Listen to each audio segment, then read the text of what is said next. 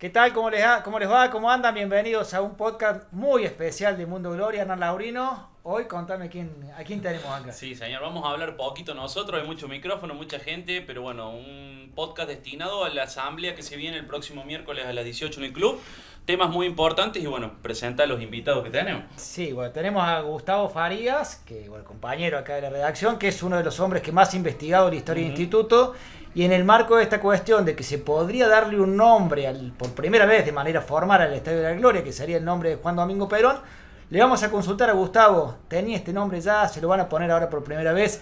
¿Qué se sabe de esto? Bueno, y nos acompañan también miembros de esta comisión directiva como Daniel Macei, Mariano García y Gino Catinari. Gracias, chicos, por acompañarnos. No, gracias a ustedes. Bueno, Gustavo, como dueño de casa, te damos la palabra para que introduzca esta cuestión que tanta polémica por ahí se teje entre los hinchas.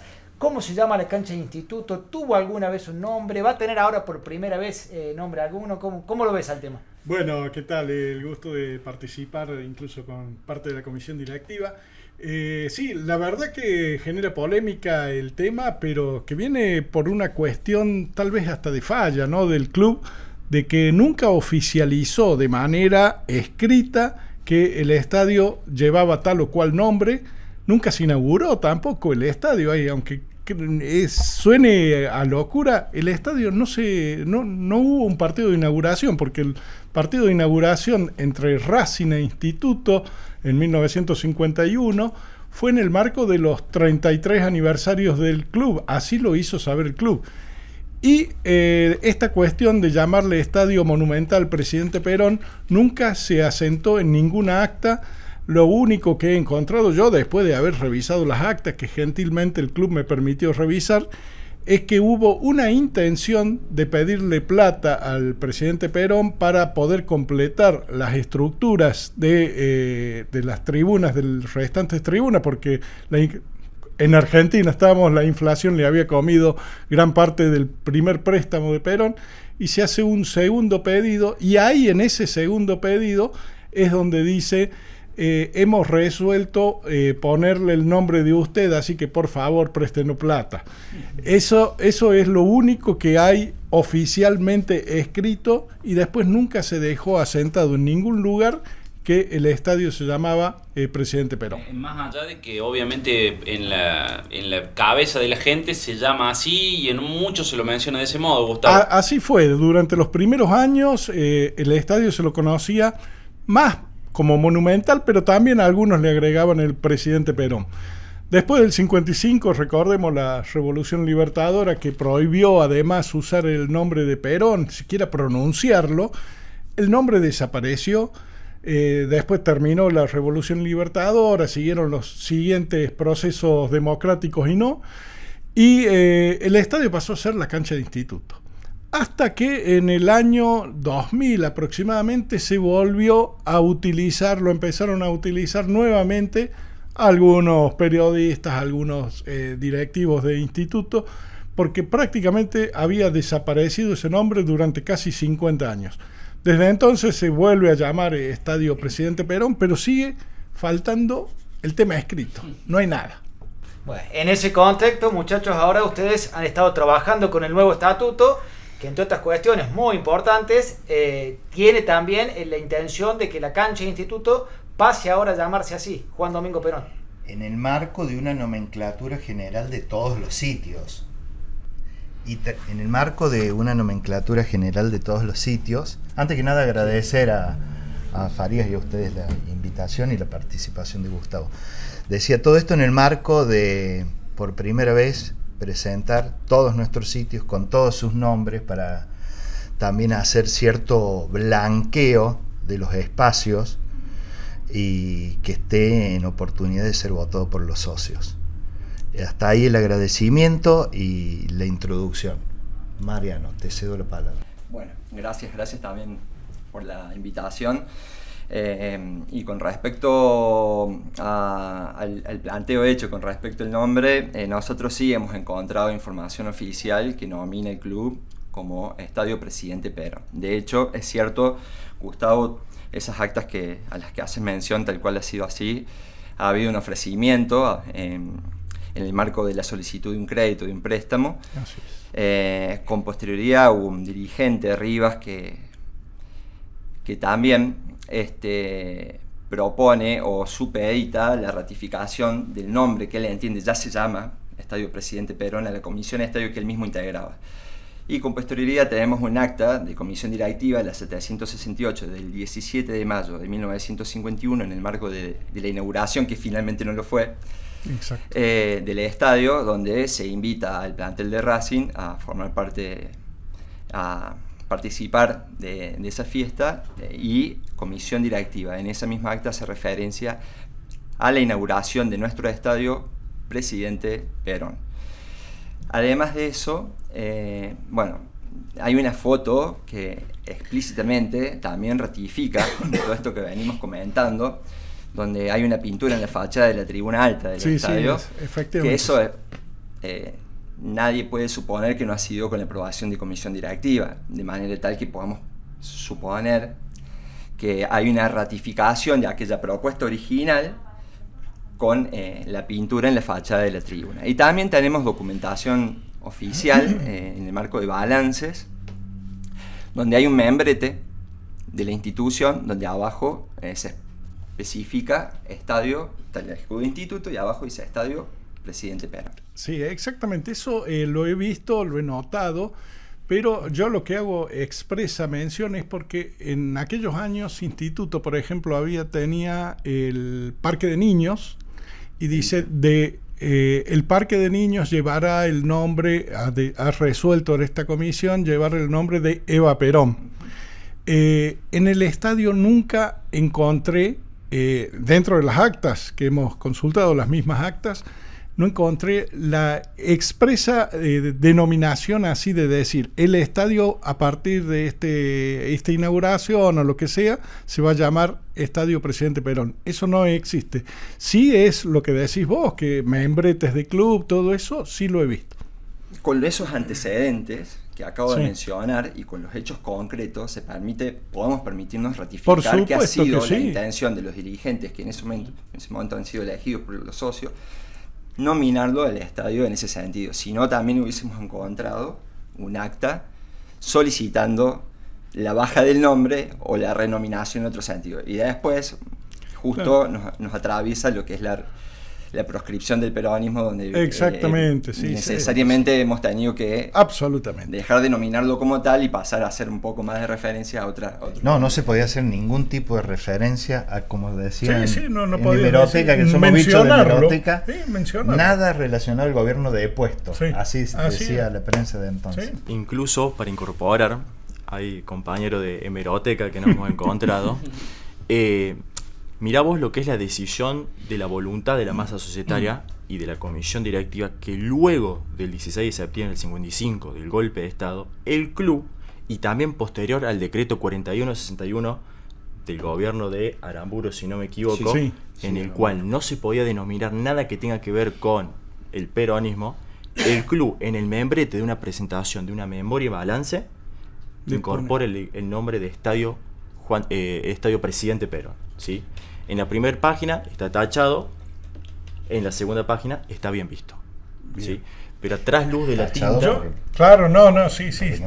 Está claro, porque no lo podían identificar. Y otra cuestión que me parece también histórica, ¿no? Cuando uno empieza a ver el nombre del estadio, hay que ver las actas anteriores de cómo era el proceso institucional y cómo se manejaba la institución. Asamblea Extraordinaria estaba a cargo de elegir los dirigentes que iban a conformar la comisión directiva. Esa era la función específica. Todo esto en el marco de 1950, ¿no? En la actualidad hoy hay otras funciones. ¿Sí? Hay que tener en cuenta el contexto jurídico legal de la institución. Y las asambleas ordinarias estaban a cargo de lo que era el resguardo, el control de las cuentas del club, ¿sí? De los movimientos. Entonces, el Tribunal de Cuentas, en ese momento el órgano de gobierno a cargo de el tema económico es Tribunal de Cuentas, enviaba a la asamblea ordinaria para que los socios pudiesen hacer un control. Es decir, que esto no pasaba por asamblea, esto pasaba por comisión directiva. Exacto. Entonces, comisión directiva designa el nombre de Estadio Presidente Perón porque eran los representantes elegidos por la masa societaria. ¿Sí?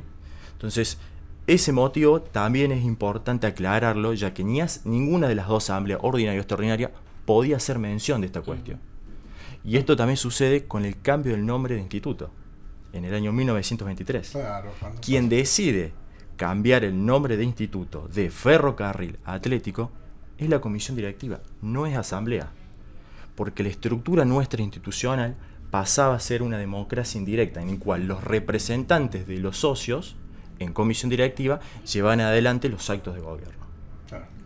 En todo este tema obviamente siempre está el nombre y la política de por medio, uno lo ve en las redes que generó mucho revuelo, pero digo, está bueno también que se hable mucho de esta asamblea porque me parece que es súper importante, ¿no? para el club.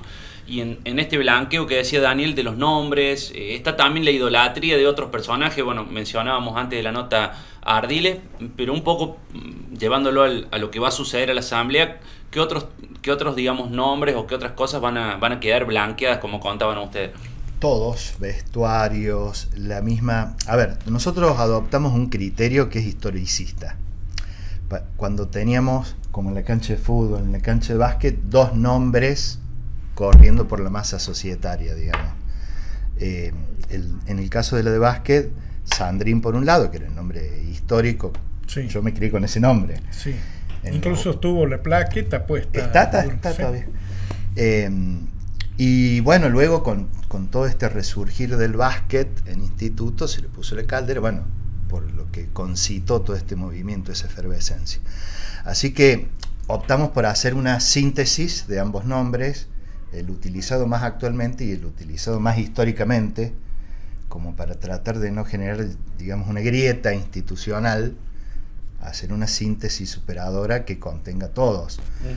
Esa metodología historicista utilizamos tanto para la cancha de básquet como para la cancha de fútbol.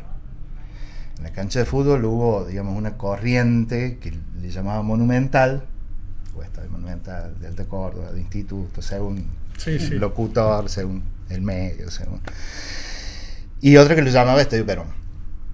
Entonces ahí también buscamos hacer una síntesis de ambas corrientes para tratar de esto que te decía, no generar grietas institucionales hacia adentro, porque también yo estuve en la oposición mucho tiempo, estoy en el oficialismo ahora, y no es gracioso esto, sino que se dio como parte de un proceso, de un modelo institucional que acordamos para trabajar y lo estamos llevando a cabo y creo que se nota. Y en eso también es laburemos todos juntos por instituto, y de ahí la intentona de síntesis. Cito la cancha de fútbol y la cancha de básquet, porque en lo otro, qué sé yo, a ver, la sede de Comodoro Gutiérrez, no, al menos yo no he notado que se haya levantado polvareda por ese nombre o por otros nombres, digamos, ¿no es cierto? Entonces, donde estaría situado, digamos, el ruido, el run en la cancha. En la cancha, sin duda. Pero lo más importante, sí, de la asamblea, creo que es que vamos a tener un estatuto a la altura de una institución deportiva en el siglo XXI. Está cierto, Daniel, que las redes sociales no es el lugar donde se dirimen estas cosas, pero sí te dan un pantallazo más o menos de lo que pueden llegar a pasar. Y veíamos eso, que muchos hinchas proponen el nombre de Osvaldo Ardiles, e incluso hay un grupo que nos decía que se contactó con el presidente Cabreto para que en la asamblea del año próximo poder sugerir ese nombre y que sean los socios quienes decidan. ¿Puede llevarse a cabo una cuestión así para el año 2025? Sí, incluso antes, porque no hace falta aguardar la ordinaria. Puede ser una asamblea extraordinaria por un tema así, digamos. No, por este o por cualquier otro tema, o a lo mejor un menú de temas donde esté este y otros que sean, digamos, que conciten la adhesión de los socios para que soliciten firmando la asamblea pertinente y hacer una extraordinaria con la orden del día que presenten los socios. Porque tengo entendido que tiempo atrás se presentó en el club este pedido, pero los socios nunca lo pudieron decidir. Sí, lo que se presentó, te digo porque justo estaba en junta representativa yo. Fue el Micho Roca, creo que lo presenta. En ese momento. Claro, exacto. Era un grupo. Sí, pero un grupo, una agrupación, sí. Estaba en junta representativa y fue, estoy haciendo memoria, soy viejito, tenganme paciencia, en el primer año de Castoldi, de la gestión Castoldi.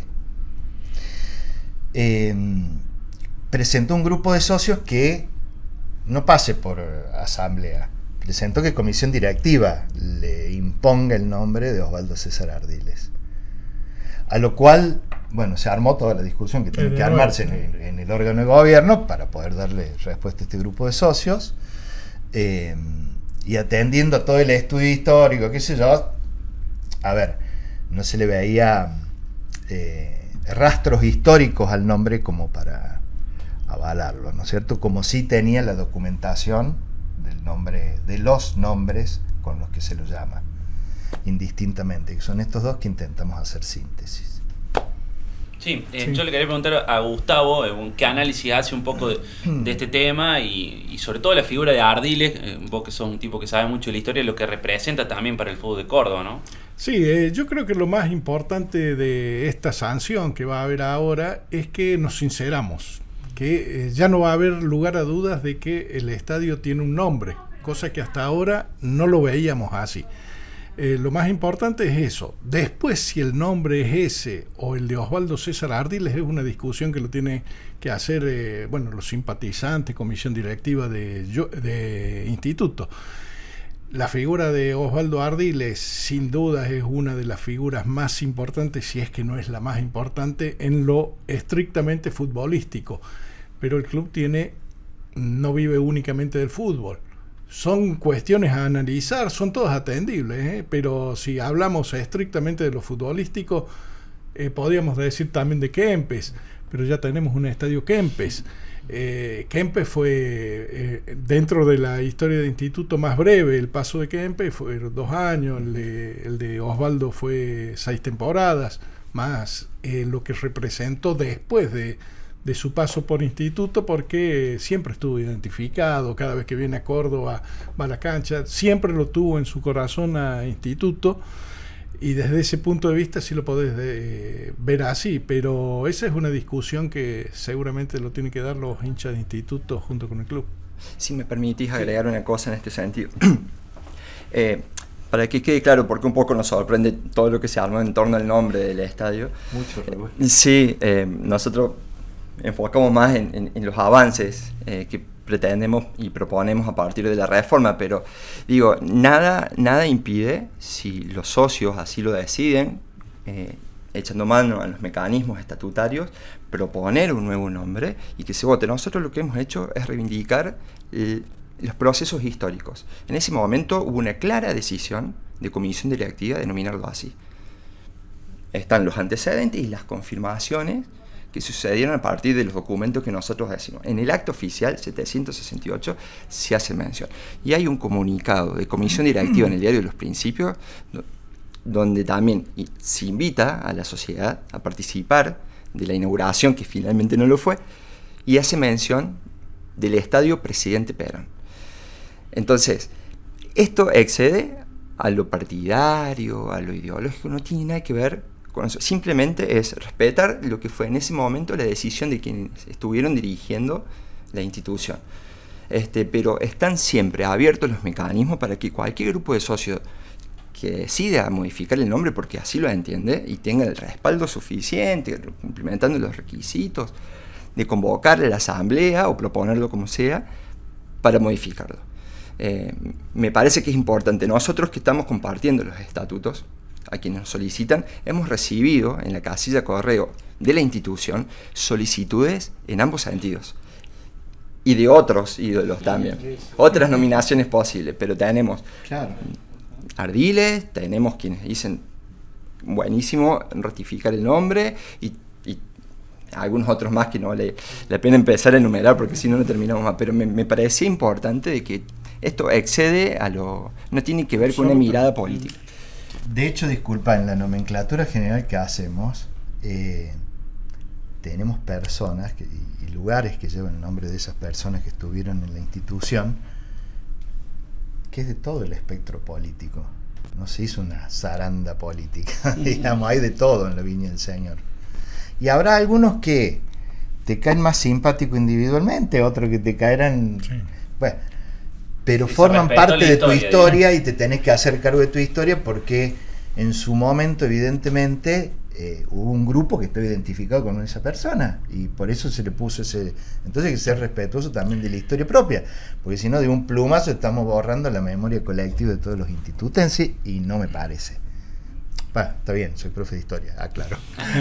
Me parece muy importante esto del blanqueo, me parece absolutamente saludable, porque incluso los otros clubes de la ciudad de Córdoba también atraviesan por situaciones similares. Se han hecho muchas las cosas demasiado informales, como el estadio de Belgrano, que también tiene una absoluta informalidad, nunca fue asentado en ningún lado y simplemente fue la expresión de un dirigente que era presidente en ese momento, Chichi Ledesma, que le dijo a la madre de Julio César Villagra en el velorio, le dice: el estadio se va a llamar Julio César Villagra. Pero me parece que las cosas no se hacen así. En el caso de Talleres también hay una placa de Paco Cabacés que la puso un socio por iniciativa de él, individual, y no podemos que los estadios, en los clubes, me parece que merece un poquito más, y esto de haber puesto que haga esta nomenclatura instituto me parece absolutamente importante. Digo, lo estábamos hablando por ahí, como los estatutos de la época, calculo que tampoco lo obligaban a Belgrano y a Talleres a tener que hacerlo. Sí. No lo hicieron, se hicieron las cosas como se hicieron, que coincido con vos. En los casos de institutos siempre han pasado por comisión directiva las decisiones y obran en actas. Sí. De una, de otra forma, obran en actas. Las voluntades, digamos. Sí, eso es verdad. De que pase por asamblea no lo tuvimos reglado nunca y fue una iniciativa nuestra ponerlo sobre la mesa de la masa societaria como parte integrante de un montón de cambios que por ahí sucintamente podríamos tirar a alguno, si les parece. Sí, yo le quería preguntar eso, obviamente después lo dejo al Lau que cierre, porque nos corren con el tiempo. Ya estamos con el tiempo de grabación al límite. Sí. Pero sí, para que el socio por ahí sepa un punteadito, quizá no sé quién se anima de los tres, digamos, puntos fundamentales que van a estar en la asamblea. Desde ya agradecerle la presencia y creo que estuvo clarísimo lo que han contado, pero bueno, no quería dejar pasar eso, que el miércoles próximo a las 18 en la asamblea y bueno, contar 2 o 3 datitos importantes de esta reforma del estatuto. Bueno, como puntos, como puntos importantes, y aprovechamos a convocar a toda la masa societaria para que esté presente el 30 de octubre, que los clubes viven gracias a la participación de los socios, y una de las mejores maneras de participar que tienen los socios y las socias es asistiendo a las asambleas, opinando, levantando la mano y bueno, en este caso viendo si nos ponemos de acuerdo para reformar o no el estatuto. Con respecto a este proyecto de reforma, lo que venimos a hacer es ampliar la base de derechos que tiene el socio y la socia y adaptándolo a los nuevos tiempos y también facilitando el ejercicio de esos derechos con las nuevas herramientas que nos ofrece la tecnología. Además, hemos reorganizado las clasificaciones de socio en el sentido de que, por ejemplo, ya no está más el socio menor o cadete, el socio adherente o cadete, sino son todos socios menores, acumulan antigüedad, incluso hasta los 16 años, desde que nacen hasta los 18 años son socios menores, pero a los 16 años ya pueden votar en la medida que reúnen el requisito de la antigüedad. Ya no hacemos distinción entre socios caballero y socio dama, el socio y la socia es una sola e integrará diferentes categorías según dónde se encuentra suscripta. Hemos propuesto un grupo familiar acorde a los nuevos tiempos, con las nuevas conformaciones familiares, tratando de ser amplio en ese sentido y facilitando también la participación de los socios que no se encuentren en la ciudad de Córdoba, pudiendo votar a distancias y participando en las asambleas de manera virtual conforme a los mecanismos que nos ofreció ya la inspección de personería jurídica en época de pandemia, que ya lo hemos puesto en uso y anduvo bastante bien, así que bueno, yo creo que es una herramienta que sirve para estos nuevos tiempos cuando el socio no puede acercarse a la institución. Siempre está bueno que se acerque a la institución, pero hay casos que por ahí, por la distancia o por algún compromiso no puede llegarse, es ofrecerle esta herramienta para poder participar de manera electrónica virtual. En todo caso, y virtual. Hemos desarrollado y reglamentado para peñas un esquema de bonificaciones según la distancia con respecto a la ciudad de Córdoba y reglamentando una serie de atribuciones, derechos y obligaciones para comprometerlas de alguna manera a las peñas a participar como verdaderos satélites de la institución en las distintas partes del país y del mundo. La posibilidad de acumular antigüedad cuando un socio cambia de categoría. Entonces, si yo dejo de ser un socio grupo familiar y continúo siendo un socio pleno, bueno, la antigüedad se va a acumular y me parece que es muy importante porque es una cuestión identitaria, incluso para el socio menor que pueda acumular antigüedad, que hoy no lo está haciendo, entonces eso también lo queremos de alguna manera revisar. Y no sé, pero chicos, pero que esto de la antigüedad no vaya a desfinanciar las arcas de la institución. Exacto. Tratamos de guardar un equilibrio con eso. Para el caso de los socios vitalicios hemos puesto un piso de 60 años, además de los 30 años de antigüedad, para que sea beneficiado en esa categoría el socio que así lo solicite y reúne esas condiciones cuando ya está en una etapa donde no queremos socios vitalicios tempranos de 30 a 40 años. Porque si nace tu hijo y lo haces socio, ¿viste? A los 30 años. Una cosa muy importante es el cupo femenino, la participación de los jóvenes y de las mujeres en comisión directiva, un poco tomando como referencia la Ley Nacional del Deporte, así que hemos adherido en ese sentido a la reglamentación en torno al cupo femenino también y el cupo de jóvenes. Debe haber algunas otras cosas más, pero bueno, creo que ya la hemos adelantado por los diferentes informes. En realidad es una actualización de lo que teníamos como estatuto en relación también a lo que es el estatuto, encuadrándolo con el nuevo estatuto de AFA, con la Ley Nacional del Deporte, con algunas cuestiones con las que no estábamos actualizados. Está bueno eso que contaban también, que ha sido elogiado en AFA exactamente, estatuto por la jurídica de AFA, precisamente. Bueno, chicos, estamos con el tiempo ya justo. Gino, Mariano, Daniel, Gustavo, les agradecemos por habernos acompañado. Invitados los 8 ya el próximo miércoles a la asamblea. Sí, y bueno, que sea con suerte el sábado con Central. Hasta la próxima. Ha sido un gusto acompañarlos. Muchas gracias. Muchísimas gracias.